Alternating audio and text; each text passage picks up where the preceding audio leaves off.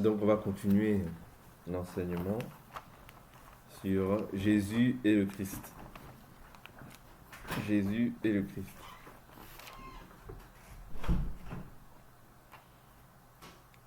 Je répète, Jésus et le Christ.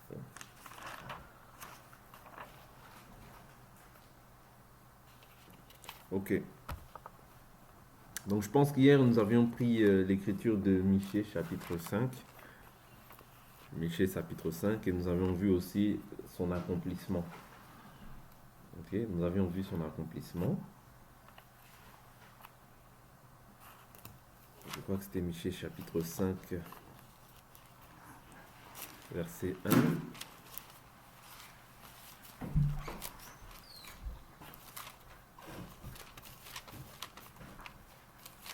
Michée 5, verset 1. Voyez. Et nous avons vu aussi son accomplissement.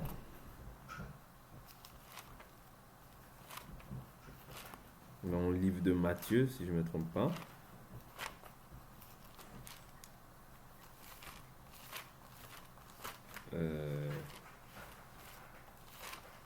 Dans le livre de Matthieu, nous avions vu l'accomplissement de la prophétie de Michée.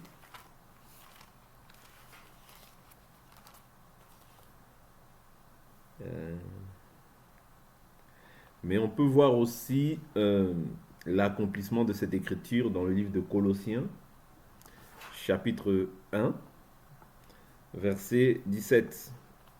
La Bible nous dit il est avant toute chose et tout subsiste en lui. Ouais. Il est avant toute chose et tout subsiste en lui. L'écriture de Michée disait et toi, Bethléem Ephrata, toi qui es petite parmi les milieux de Juda, de toi sortira pour moi celui qui dominera sur Israël et dont l'origine remonte au lointain passé, au jour d'éternité. Vous voyez? Au jour d'éternité. Et nous voyons que dans Michée, il déclare qu'il est avant toute chose et tout subsiste en lui. Vous voyez? Donc, Michée vient relater aussi le fait que Jésus est avant toute chose. Ok? Donc, allons prendre encore, continuer notre marche dans les Écritures par rapport aux prophéties faites sur le Messie. Sur le Messie. Donc, nous avions vu aussi hier que Israël avait trois promesses, la promesse du Christ, la promesse du prophète et la promesse d'Élie. On ne va pas revenir sur ça. On avait essayé de voir ça en long et en large par la grâce du Seigneur. Prenons encore d'autres aspects des Écritures. Allons dans le livre de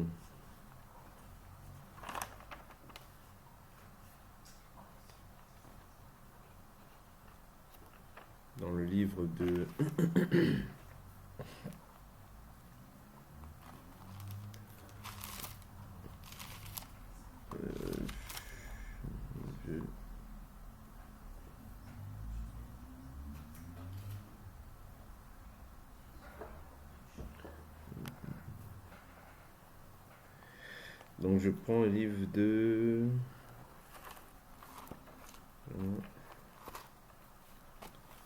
allons rapidement dans le livre d'Ésaïe. Dans le livre d'Ésaïe,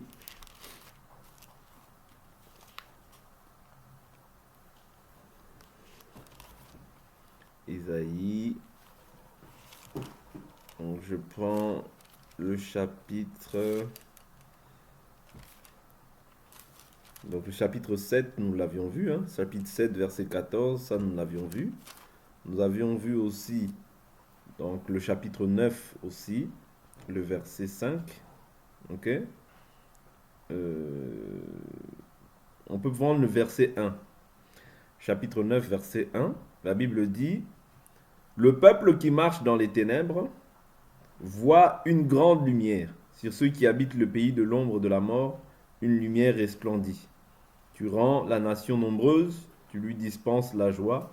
Elle se réjouit devant toi de la joie des moissons, comme on pousse des cris d'allégresse au partage du butin. » Ok?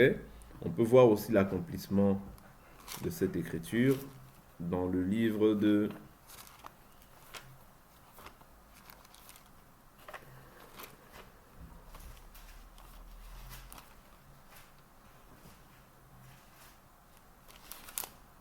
peuple qui marche dans les ténèbres a vu une grande lumière. Je prends le livre de Matthieu.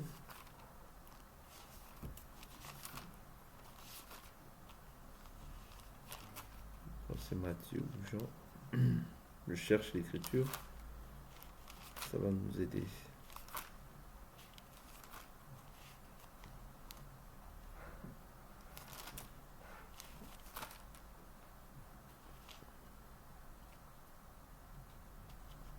Je mettrai sur lui.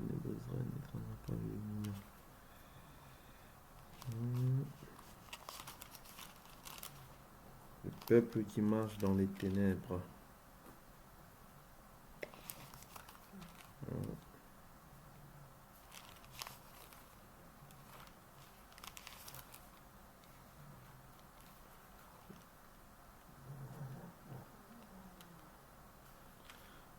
Alors, je vais prendre Jean. Jean va peut-être nous aider. Livre de Jean. Peut-être nous aider par rapport à ça. On peut prendre Jean chapitre 1. Ce sera peut-être dans le même ordre d'idées. Différent, mais dans le même ordre d'idées. Jean chapitre 1. Je prends le verset 1.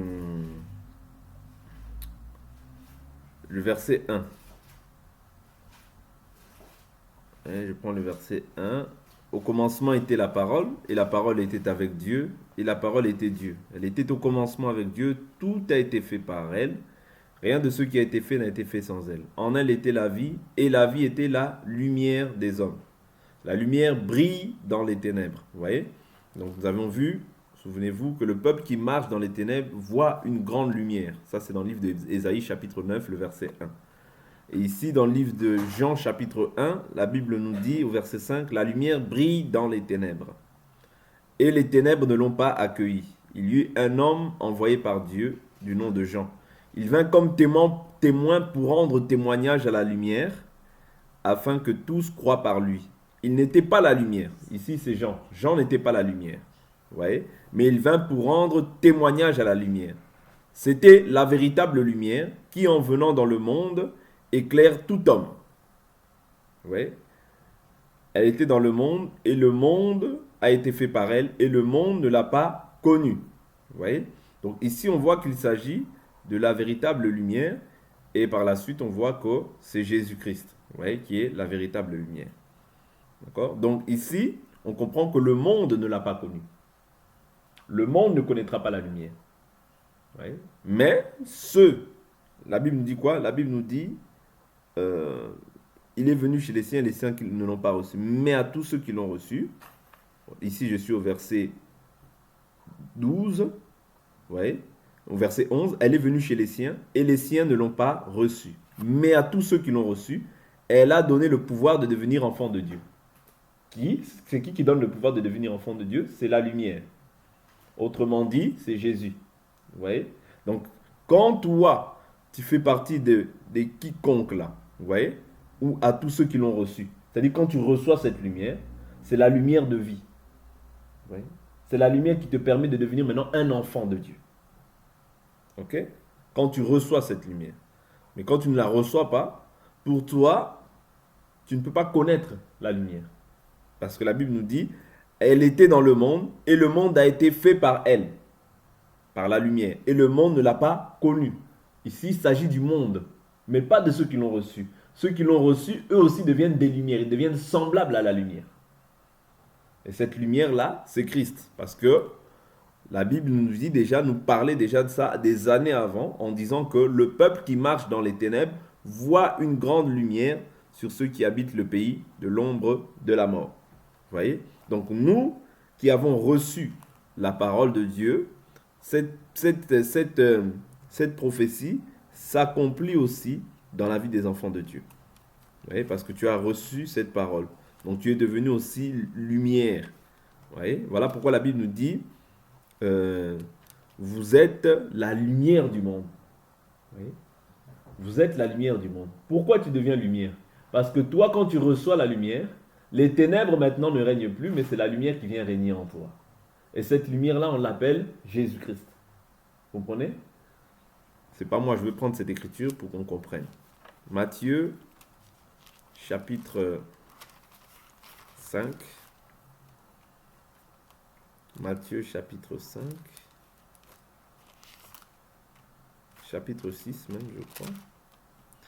Voilà, chapitre 6.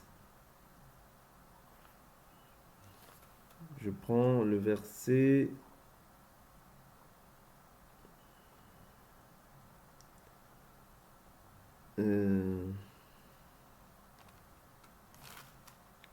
Matthieu chapitre 5.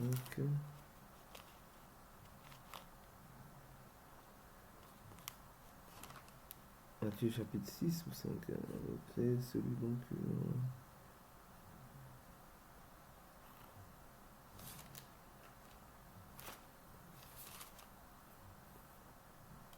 Matthieu, bon, je prends Matthieu chapitre 6, le verset... je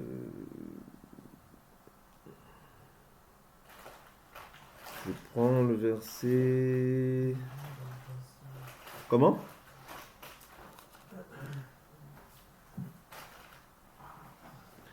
Je prends le verset 19. Ne vous amassez pas de trésors sur la terre où les...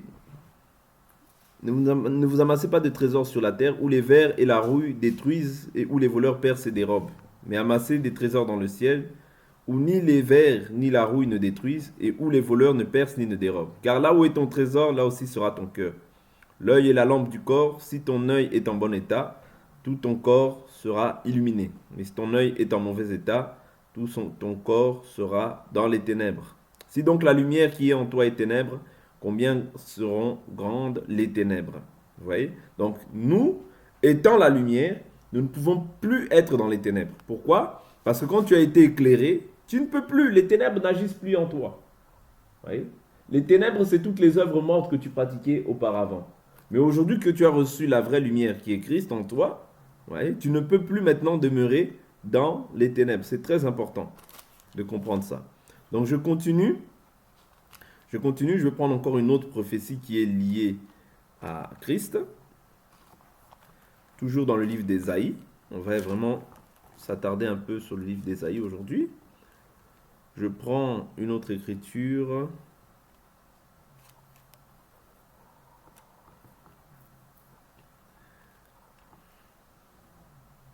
Ici, je suis dans Ésaïe chapitre 10, verset 17. On l'avait pris aussi, je pense. La Bible nous dit, la lumière d'Israël deviendra un feu. Ouais. La lumière d'Israël deviendra un feu et son sein une flamme. Ouais. Son sein une flamme. Or, l'Écriture nous dit quoi? Jésus dira lui-même dans, je crois, Matthieu 10, il dira, je ne suis pas venu apporter la paix, je suis venu jeter un feu sur la terre. Je prends le livre de Matthieu 10, je crois, si je ne me trompe pas. Matthieu 10, 38, quelque chose comme ça.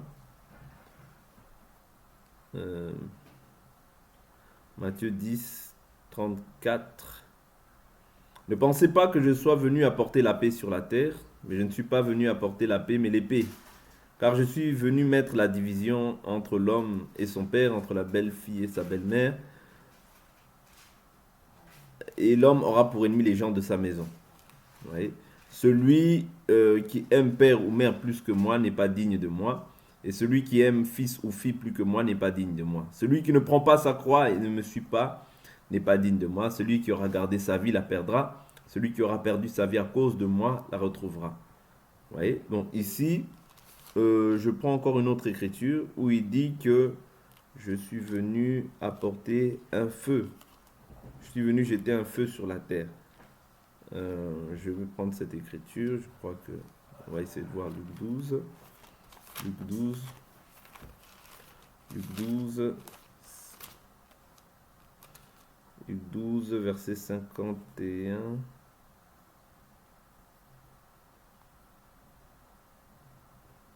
Luc 12. Voilà, verset 49. Je suis venu jeter un feu sur la terre. Ouais, Luc 12, verset 49. Je suis venu jeter un feu sur la terre, et qu'ai-je à désirer s'il est déjà allumé? voyez, le feu que Jésus jetait, c'était quoi? Le feu que Jésus jetait, c'était pas un feu physique comme ça, non. Vous voyez? Le feu, nous avions dit que c'est les épreuves. Le feu, c'est la parole aussi qu'il a annoncée, c'était tout un feu. Vous voyez? La parole qu'il a annoncée, c'était tout un feu. C'était tout un jugement pour les autres, en fait. Vous voyez? Parce que cette parole-là, elle contredisait, en fait, Moïse. Elle créait la division. Est-ce que vous comprenez? Créer la division. Voilà pourquoi, quand Jésus parlait, il y avait souvent des divisions par la suite. D'autres croyaient, d'autres ne croyaient pas. Vous voyez? Donc ça jetait le trouble. Ok?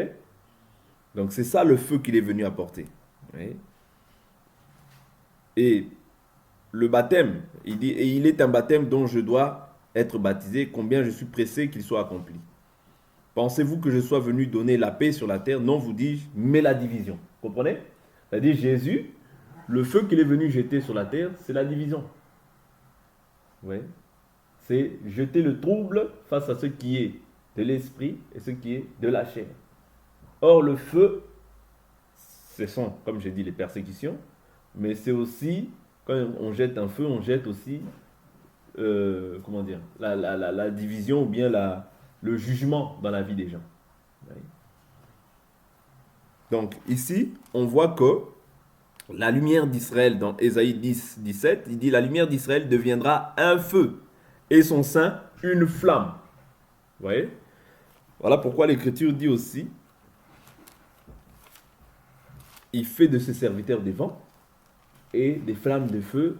Il fait de ses serviteurs des vents et des flammes de feu ses serviteurs. Vous voyez? Donc, quand quelqu'un annonce la parole véritable, c'est tout un feu. C'est tout un jugement qu'il est en train d'annoncer dans la vie des gens. Vous comprenez? Cette parole, lorsqu'elle est prêchée dans toute sa vérité, c'est un feu pour ceux qui l'entendent. Ça devient un jugement dans la vie des gens. Vous comprenez? Voilà pourquoi on doit demeurer attaché à la parole véritable. Vous voyez? Il y a une écriture qui dit, il fait de ses serviteurs des vents, des flammes de feu, ses serviteurs. Voilà. Voilà. Je suis dans Hébreux chapitre 1, verset 7. La Bible nous dit, et il dit des anges, il fait de ses anges des vents, et de ses serviteurs une flamme de feu. Vous comprenez? Les serviteurs de Dieu, quand ils prêchent la parole avec l'onction, avec la puissance de Dieu, cette parole-là, c'est comme un feu dans le cœur des gens. Ouais. Souvenez-vous, lorsque Pierre, Jésus leur parlait et qu'il leur annonçait ce que le Christ devait ressusciter dans Luc chapitre 24, allons rapidement dans Luc chapitre 24. Qu'est-ce que Pierre a dit? Pierre a dit quoi? Il a dit, nos cœurs ne brûlaient-ils pas au-dedans de nous? Est-ce que vous vous souvenez? Luc 24, prenons ça rapidement. Sur le chemin d'Emmaüs, Luc 24, je prends le verset à partir du verset... Je veux prendre juste l'écriture, hein, je ne veux pas prendre tout.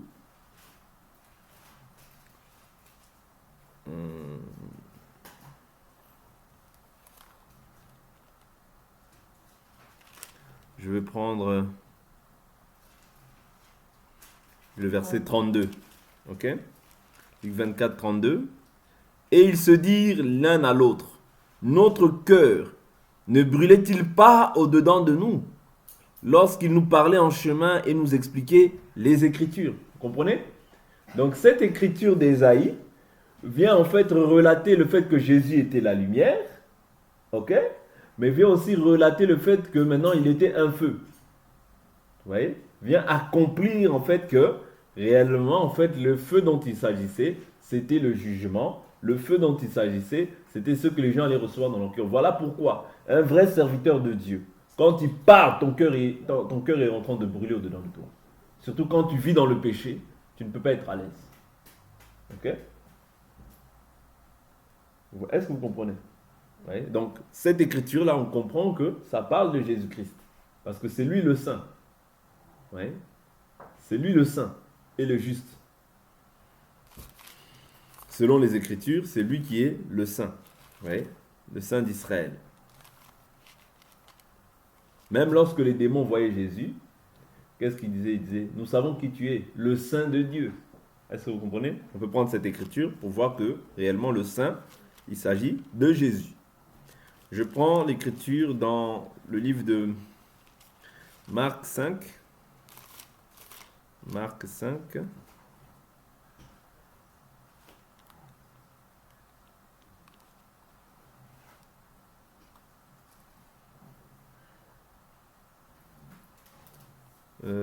Non, je ne vais pas prendre Marc 5. Marc 5 ne parle pas du fait qu'il soit saint. Je vais prendre vraiment une écriture où il y a marqué « Je sais qui tu es, le Saint de Dieu ». Je vais prendre, je crois que c'est Matthieu peut-être. Hein, Matthieu au chapitre... Matthieu...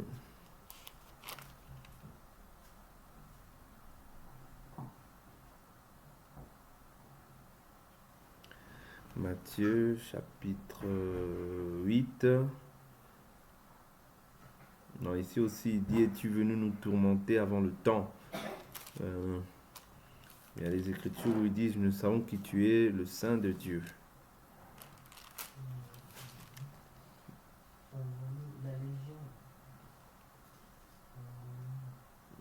Matthieu.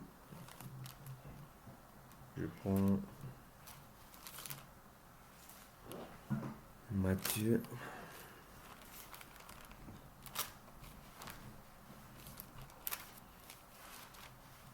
Bon, je prends une autre écriture. Je vais aller dans Marc. Peut-être ça va nous aider là-bas. C'est les scribes qui descendirent, dire c'est par Belzébul qui chasse les démons. Non. Bon, il y a des écritures où les démons disent, nous savons qui tu es, le Saint de Dieu. Vous voyez? Donc le Saint de Dieu, c'est simplement pour... Je dis, pourquoi je prends le Saint? Parce que dans Ésaïe 10, on voit qu'il parle du Saint. Ok? Du Saint. Donc c'est simplement pour affirmer et attester en fait ce que les Écritures déclaraient de Jésus. Vous voyez?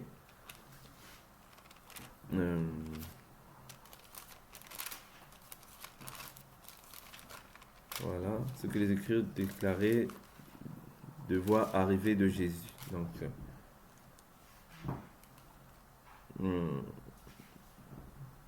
des démons aussi sortaient de beaucoup de personnes en criant et en disant tu es le Fils de Dieu, mais il les menaçait, ne leur permettait pas de parler parce qu'ils savaient qu'il était le Christ. Bon, ils savaient qu'il était le Christ. Ok?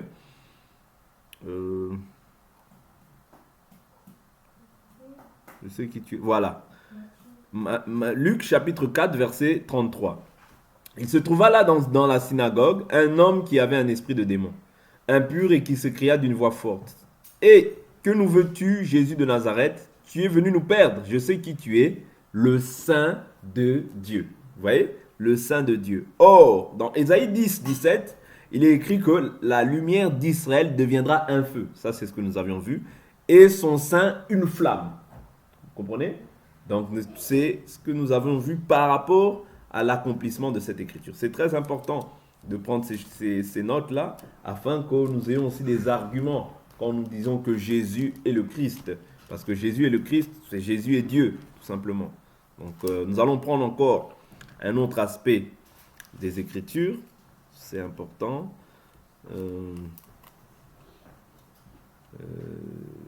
Je vais prendre... Allons prendre rapidement Ésaïe 11. On peut prendre Ésaïe 11. Ésaïe 11, verset 1. Puis un rameau sortira du tronc d'Isaïe. Nous avions vu parler de cette prophétie rapidement, mais nous avons vu que Isaïe, c'est le père de David. Donc, quand on parle de Jésus comme étant fils de David, nous avions vu que nous parlions de Jésus comme étant roi. Ok? Nous avions vu Pilate dire que tu es roi. Ouais. Donc, ça, nous l'avions vu. La Bible nous dit « Et le rejeton de ses racines fructifiera. L'Esprit de l'Éternel reposera sur lui. » Or, dans Luc chapitre 4, C'est ce que nous avions vu aussi lorsque Jésus ouvre le livre. Il dit, l'Esprit de l'Éternel est sur moi parce qu'il m'a oint. Vous comprenez?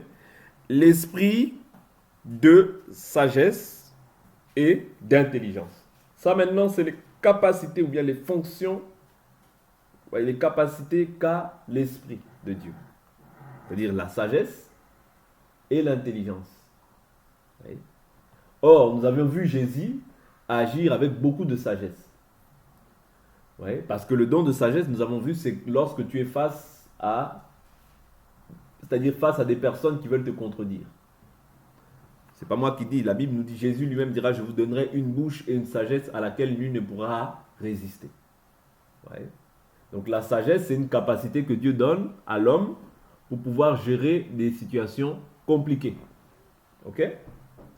Il donne aussi à la femme. Mais moi, je crois que la femme peut être sage. Ok? La femme comme l'homme. Parce que l'esprit que nous avons reçu, c'est un esprit de sagesse. Si par exemple, toi, tu te mets face à un païen, il dira forcément que cette femme-là, elle est sage. Sa manière de raisonner est sage. Mais le don de parole de sagesse, Dieu le donne aux hommes. Pourquoi je dis ça? Parce que la Bible nous dit dans le livre de 1 Corinthiens chapitre 5, n'y a-t-il pas parmi vous un seul homme sage? Vous voyez? Le don. Ici, je parle du don. Ok? Allons dans le livre de 1 Corinthiens, chapitre 5.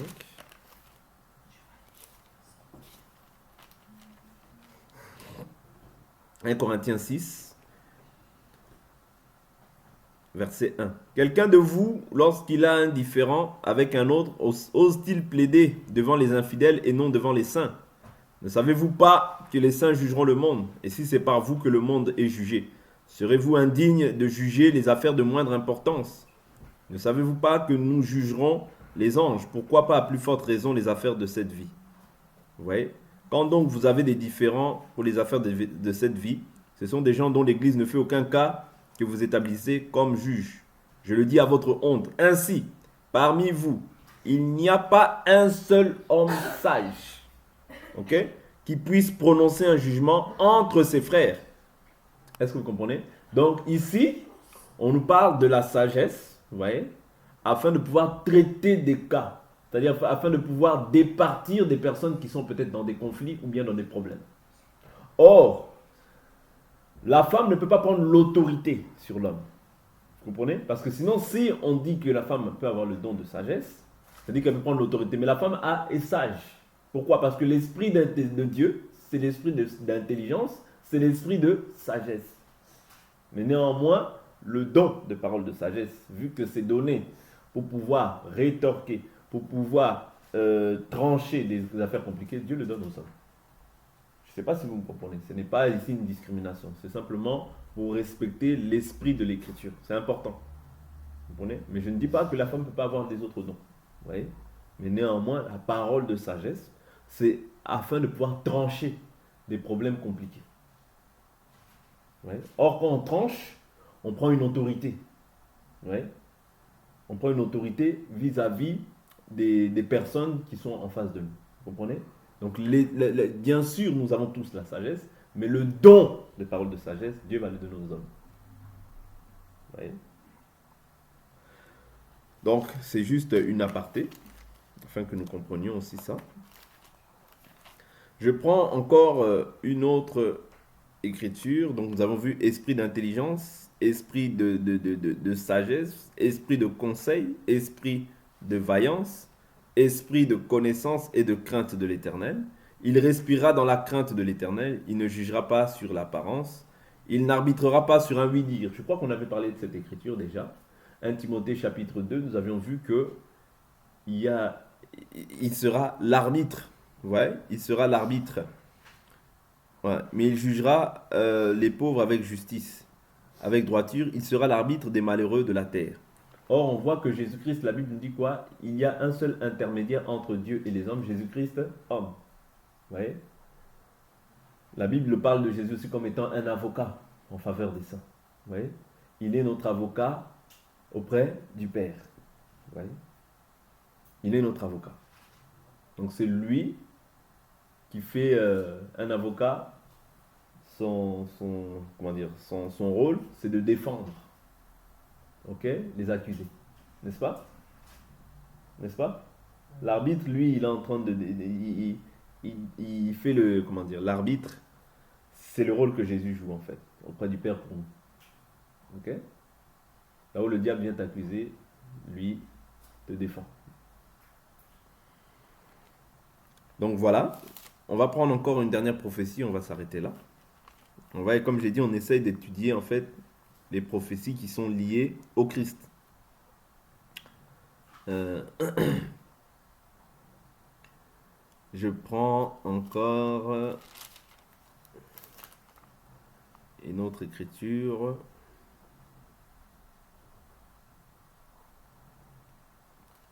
Je prends encore...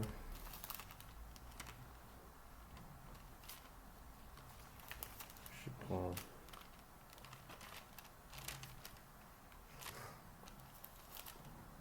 Une dernière écriture.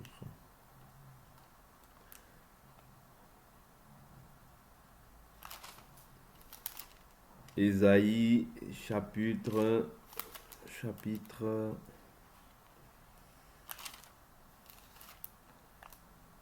Ésaïe.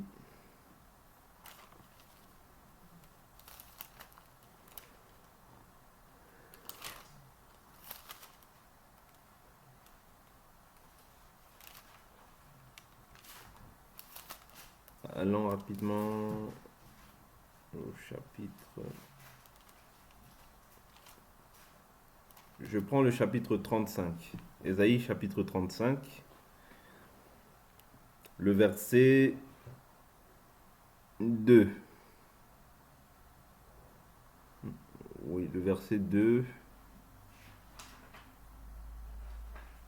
Non, le verset 3. Prenons le verset 3. Fortifiez les mains languissantes et affermissez les genoux qui chancellent. Dites à ceux dont le cœur palpite, fortifiez-vous, soyez sans crainte. Voici votre Dieu.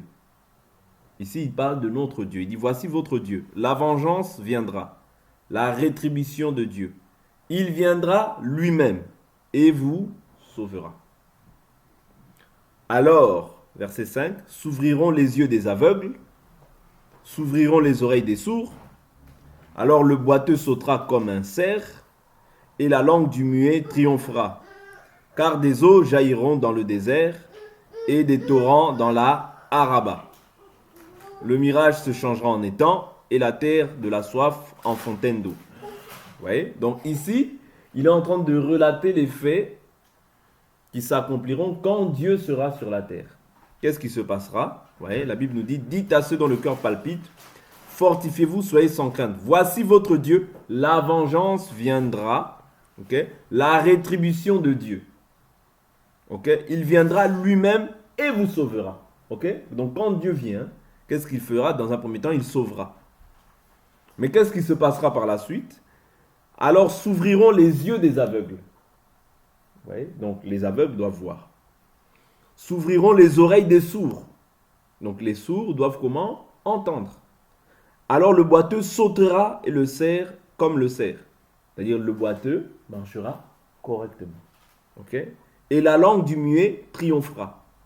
C'est-à-dire le muet, celui qui ne pouvait pas parler, parlera. Okay? Car des eaux jailliront dans le désert. Ici, et des torrents dans la Araba. Allons voir maintenant l'accomplissement de cette écriture dans le livre de Luc, chapitre 7. Allons rapidement, laissons un doigt dans Ésaïe. Allons rapidement voir ça et on va s'arrêter là. Comme j'avais dit, c'était la dernière prophétie que nous étudions pour aujourd'hui. Luc, chapitre 7. Luc, chapitre 7. C'est ce qui nous permet de comprendre que nous servons le Dieu véritable. Les écrits des prophètes nous permettent de savoir qui est Jésus. Vous voyez? Qui est Jésus? Est-ce qu'il est seulement fils de Dieu? Est-ce qu'il est seulement prophète? Est-ce qu'il est seulement un prophète comme tous les autres prophètes? Ou il est plus que les autres prophètes? Luc chapitre 7, je prends le verset Luc 7, 18, je crois. Les disciples de Jean lui annoncèrent tout cela. Jean appela 2 de ses disciples et les envoya vers le Seigneur pour lui dire: Es-tu celui qui doit venir, ou devons-nous en attendre un autre? Ouais, c'est-à-dire il y avait quelqu'un qui devait venir. Arrivé auprès de lui, ces hommes dirent Jean-Baptiste nous a envoyés vers toi pour dire: Es-tu celui qui doit venir, ou devons-nous en attendre un autre? À l'heure même, Jésus guérit plusieurs personnes de maladies, d'infirmités, d'esprits mauvais, et il rendit à la vue de nombreux aveugles. Vous voyez, ici on voit que les aveugles voient. Qu'est-ce qui se passe encore? Et il répondit: Allez rapporter à Jean ce que vous avez vu et entendu. Les aveugles recouvrent la vue. Est-ce que vous entendez? Est-ce que vous comprenez? Allez rapporter à Jean ce que vous avez vu et entendu. Les aveugles recouvrent la vue. Les boiteux marchent. Les lépreux sont purifiés. Les sourds entendent. C'est ce que nous avons vu, non? Donc les sourds entendent. Les aveugles voient. Ouais. Les morts ressuscitent. La bonne nouvelle est annoncée aux pauvres. Heureux celui pour qui je ne serai pas une occasion de chute. Ouais. Donc ici, Jésus vient confirmer en fait ce que Ésaïe avait déclaré dans le livre de Ésaïe 35. Vous voyez, les aveugles verront, les oreilles des sourds, les sourds entendront. Vous voyez. Et il parle quoi? Les boiteux marchent. C'est-à-dire il y avait des prophéties qui étaient réservées en fait au Messie. Parce que si une autre personne faisait ça, ça allait créer quoi? La confusion, non? N'est-ce pas? Parce que les prophéties étaient déclarées que lorsqu'il viendra Dieu, quand Dieu sera sur la terre, les aveugles verront, les boiteux marcheront, les muets parleront. Vous voyez? Toutes ces choses-là, c'était des prophéties qui étaient réservées au Messie, pas à quelqu'un d'autre. Et la Bible nous dit quoi? Car des eaux jailliront dans le désert et des torrents dans la Araba. Laissons toujours un doigt dans Ésaïe 35. Allons rapidement dans la Nouvelle Alliance. Je suis dans le livre de Jean, Allons dans le livre de Jean, chapitre 7.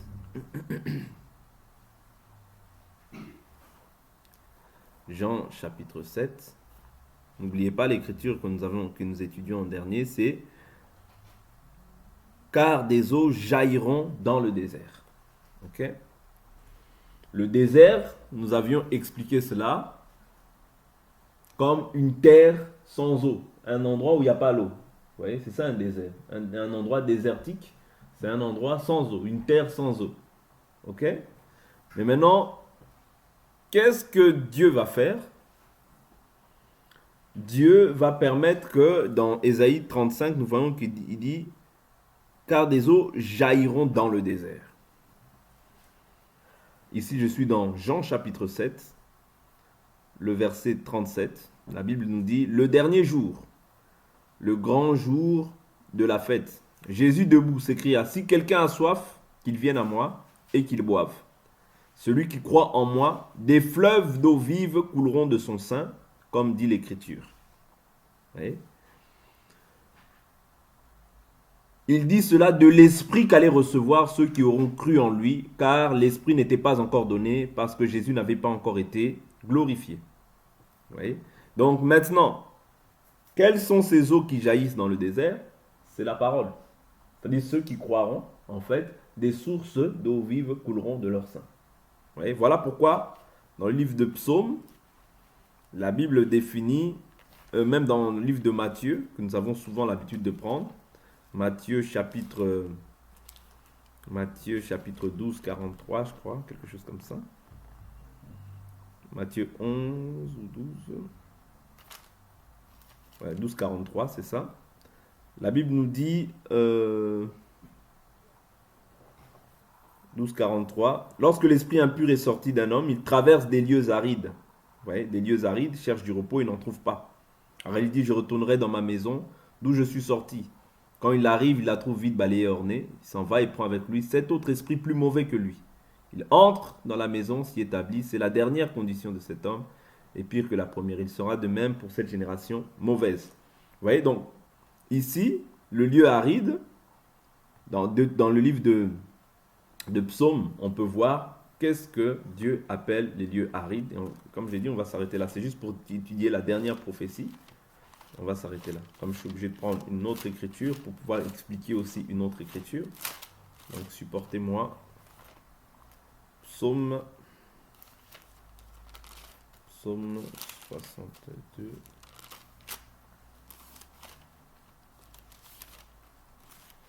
Psaume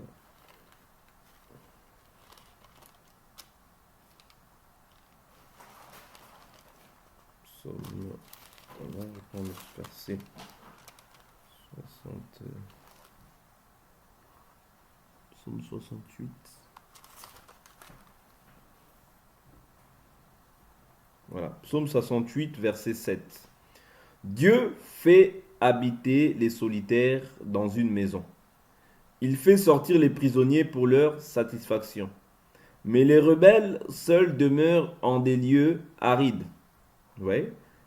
Dieu, quand tu sortis à la tête de ton peuple, quand tu marchais dans le désert. Vous voyez? Ici, Dieu nous relate que les rebelles habitent dans des lieux arides. Vous voyez? Or, les lieux arides, c'est les lieux des rebelles. Ce n'est pas les lieux des enfants de Dieu. Vous voyez? Un enfant de Dieu ne peut pas demeurer dans un lieu aride. Celui qui demeure dans un lieu aride, c'est un rebelle. Les rebelles ici, il faut comprendre que c'est ceux qui n'ont pas la parole. C'est ceux qui ne croient pas en l'éternel. C'est ceux qui ne prennent pas l'éternel pour refuge. Parce que quand tu as l'éternel pour refuge, tu ne peux pas demeurer dans un lieu aride. Mais tu dois demeurer dans une terre qui est remplie d'eau. Parce que quand tu crois, la Bible nous dit dans le livre de Jean chapitre 7, que celui qui croira, des fleuves d'eau vive couleront de son sein. Et il parlait de ceux qui allaient recevoir l'Esprit de Dieu.